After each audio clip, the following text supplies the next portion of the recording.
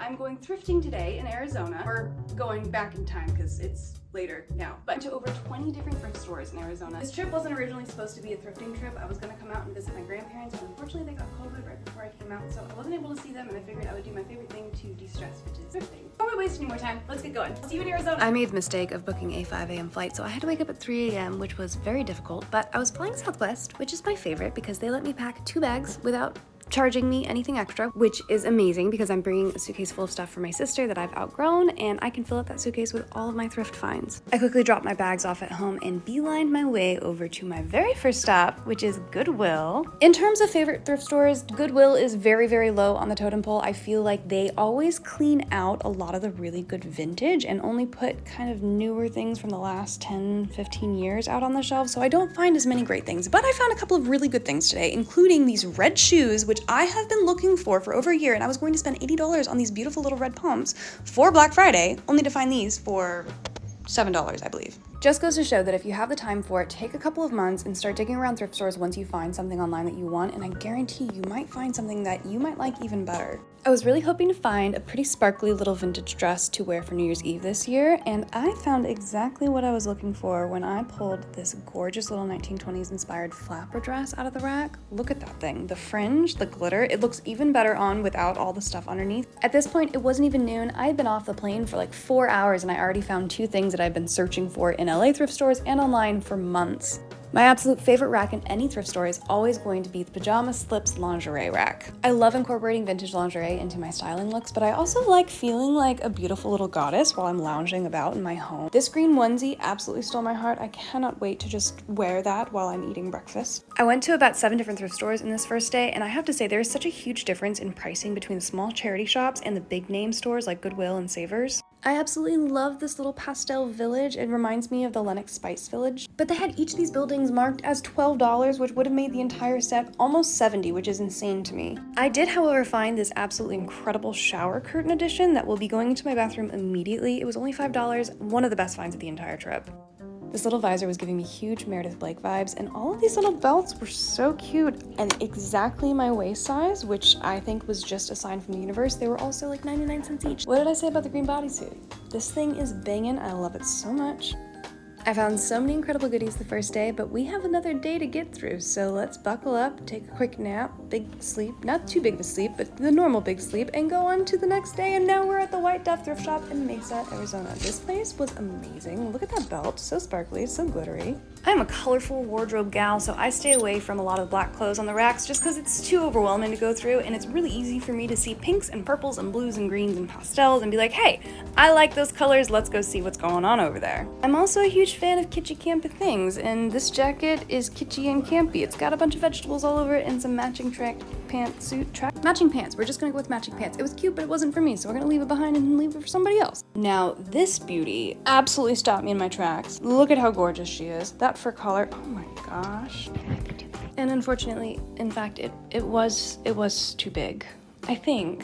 I have to tell myself it was too big because I did leave it behind because I thought it was too big, so I know it looks like I'm taking it here. I did not take it. I did take this green jacket. Originally, I was gonna get it for me because it is gorgeous, but it was also entirely too big. It was too big for me, but I did get it as a gift for someone for Christmas, so it's okay. It found a home that is going to be loved in. This store had so many incredible gorgeous vintage winter finds, especially for a place that's notoriously very, very warm in the winter. But if you're ever in Mesa, Arizona and you need some jackets, I highly recommend the White Dove thrift shop. I love the style of 70s chainmail kind of purse. I have a similar one. I call it my disco purse. I wear it anytime I go out in a little black dress and I want to be sparkly. There were so many cool belts on this trip. I just consistently found really good belts, so I'm going to try and incorporate that a little bit more in my future wardrobe. But look at these cool vegetable plates. This is me putting back that jacket that I hope I don't regret for the rest of my life and taking this pretty little green one home. And this belt! I really feel like that belt would be super cute with a bikini in the summertime, and I will be standing by that in 6 months.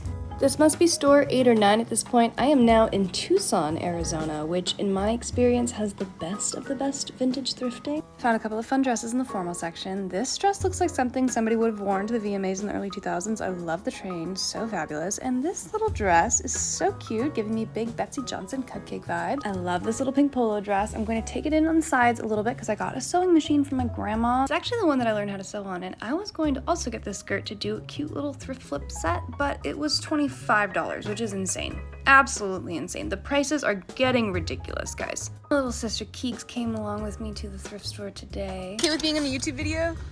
Say hi. This gorgeous white faux fur wrap, shawl, stole, whatever you want to call it, was just hanging out on top of this rack like somebody threw it back and they didn't want it, so I'm gonna take it as a sign that it was waiting for me.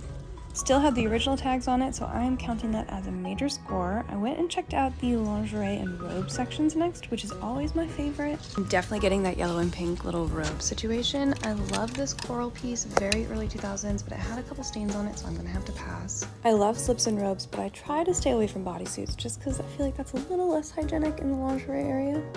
Most of the thrift stores I've been to in the last couple of years have not had any fitting room, so it was a total treat to be able to actually try some of these babies on. We didn't have a ton of time, so I had to go pretty quick, but I am very happy with the pieces that I found. The only piece I regret not getting is that cute little pink and purple slip, but it's okay, I'll live.